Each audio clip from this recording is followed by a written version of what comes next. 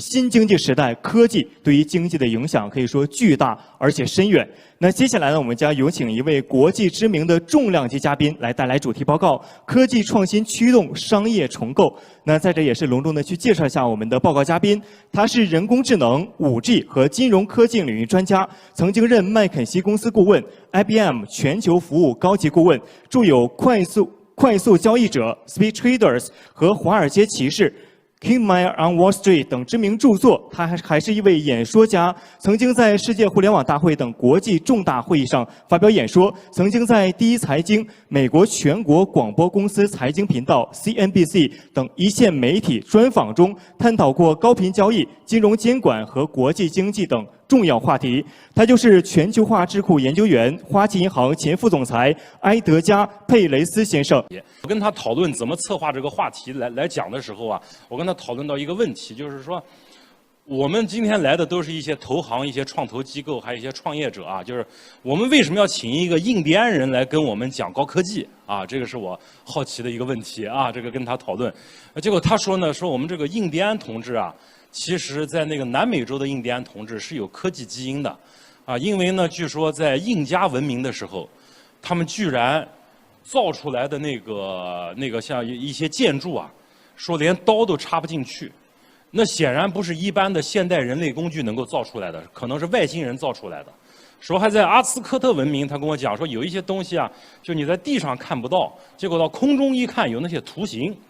所以呢，很可能他们印第安人是外星人跟地球人的一种结合，所以他们对这个科技的想象，他把自己称作 futurist， 就是未来主义者啊。谢谢。那接下来我们把时间留给埃德加佩雷斯先生，让我们用热烈掌声欢迎。同时，我们有请我们天友共享集团研究院联席院长郭宇宽先生现场翻译，有请郭院长。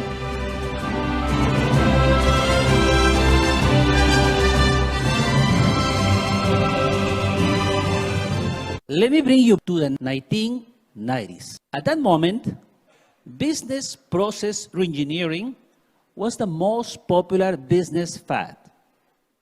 It was a new approach. Companies were falling behind, and they were looking for a new recipe. This promised companies a new way to do business, a new way to organize themselves that would help them become more customer responsive and, of course, respond better to the needs of shareholders. The idea behind this new methodology was to rebuild the processes in the organization. Over years, companies were running around processes doing the same things over and over and not adapting technology. We need this new methodology. We needed to start with a blank slate, with a new process, and start from scratch. Many of them adapted this new approach. Michael Hammer from MIT and James Champy from Harvard University became the most sought-after apostles of this new trend. In particular, their book, Reengineering the Corporation, became a bestseller. For more than 41 weeks, this book was on top of the New York Times bestseller list. Equally, the influence of Michael Hammer on business allowed him to become Times' top 25 person of most influence in America in 1996. Business process reengineering became one of the most sought-after trends in management.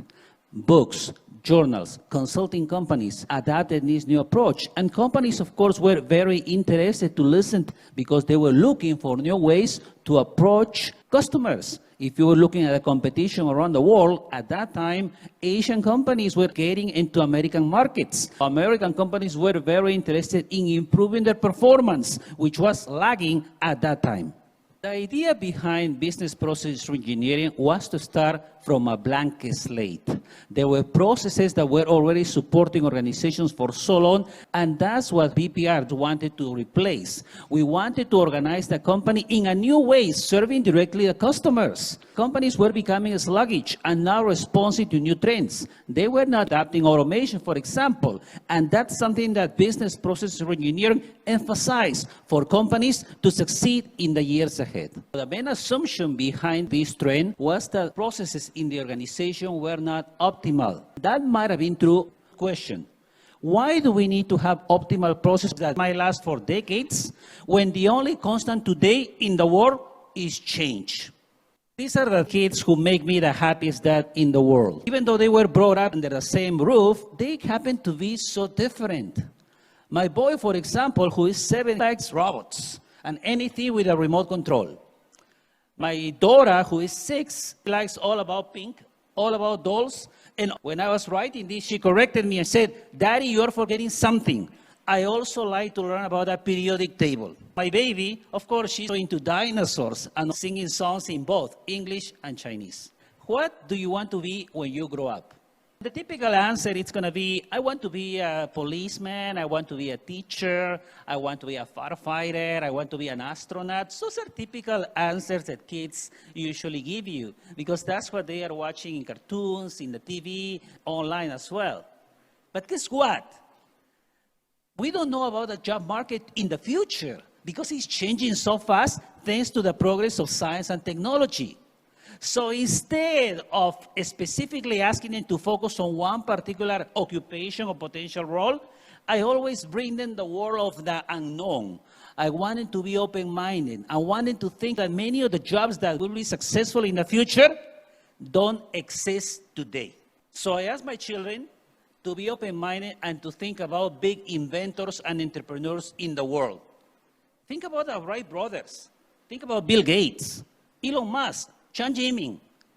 These people actually created new industries. And in the process, they created a plethora of new jobs that never existed before. Can you think about jobs 20 years ago like cloud computing architect, search marketing optimization specialist, big data analyst, for example? Those jobs didn't exist 20 years ago, 30 years ago. Guess what? Today are so popular. So that also tells you that in the next decades, new jobs that we don't know of today will become the most popular and the most relevant for the progress of the world. No type of innovation in technology has been brought to us due to business restructuring. Instead, technology innovation is coming to us thanks to human ingenuity. It was 1940 when Otto Hahn, a German chemist, discovered nuclear fission. The possibility that a single neutron colliding with uranium-235 would be able to decompose the nucleus into two smaller nuclei, barium and krypton, releasing an enormous amount of energy and also 3 additional neutrons. In turn, these neutrons will hit other uranium-235, which in turn would release additional energy and more neutrons, creating a chain reaction. This was an amazing feat for mankind, and that led Otto Hahn to receive the Nobel Prize of Chemistry in 1944. Technology innovation can be thought of as this neutron. When it hits an organization that is probably sluggish, not reactive enough to consumers, technology innovation can cause organizations to go through a similar process, organizational fission. And by that, they can create an explosion, not of nuclear energy, but of organizational energy. If you can look at the case of ByteDance, for example, recently there are reports that the private value of the company is bordering $400 billion US. There is a reason why ByteDance is called the App Factory. They started 10 years ago with one single app. What was back then a small feature in that app became another app, and another app, and another app. Today, ByteDance is one of the few companies in the world that can count 2 billion users globally.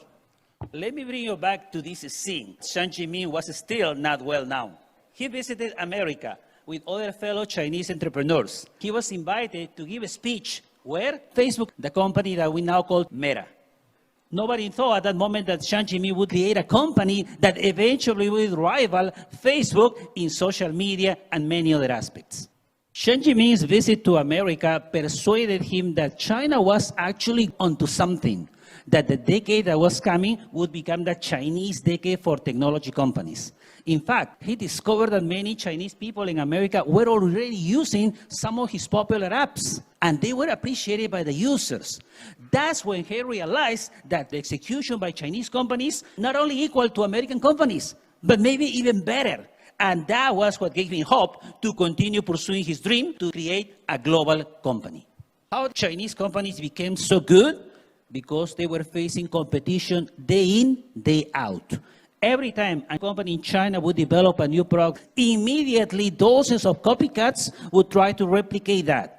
At the end of the day, the winner was the one preferred by the users. It was a perfect Darwinian jungle. So what will happen now if we bring this level of external competition inside the organization?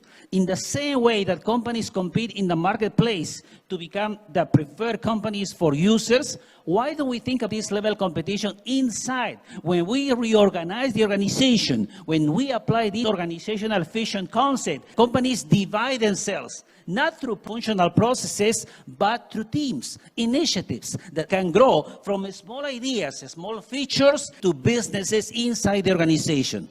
Some of them might be sure bets in the short term. Some of them might be long term, but nonetheless, you create a combination of initiatives, and that's what can create value for the organization overall.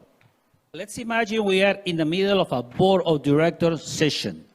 The directors of the company are looking at the different projects in the organization, and they want to decide what type of initiatives we can support and what type of initiatives we can actually close. When these initiatives in the organization are organized through teams, each of these teams manager will be a mini CEO because he will have the ultimate responsibility about the success of this team. Equally, this manager will have the attribution to get resources from the company and access the best talent. When you have this autonomy in each of these teams, and when you have this access to resources and talent, you have performance. And that's what you need. So your best managers stay in the organization. They are not afraid of reorganizations or layoffs or downsizing. They see opportunities in a small business inside the organization, and they grow it. They expand it, and they become successful in managerial roles. So when the CEO of an organization is managing a number of teams, his role is going to be different. Now he needs to assign resources to the most promising initiatives, which eventually will turn into solid businesses. If there are some initiatives that are not performing well, those will need to be closed. The role of the CEO will be the resource allocator in the organization. Equally, the role of senior management and the board of director changes because now they become VCs, the internal venture capitalists in the organization. They are the ones who are going to decide which of these initiatives perform well, will assign resources, will assign talent. These initiatives are not doing well, we need to definitely cut this off. So it's this active process that eventually leads us to the ByteDance example. Organizational fission is not an approach for all organizations. CEOs will need to change the culture of their organizations. For example, as a CEO, would you be able to pay your best performers more than what you get in annual salary? Would you be able to reallocate your resources very quickly between different projects from underperformers to outperformers?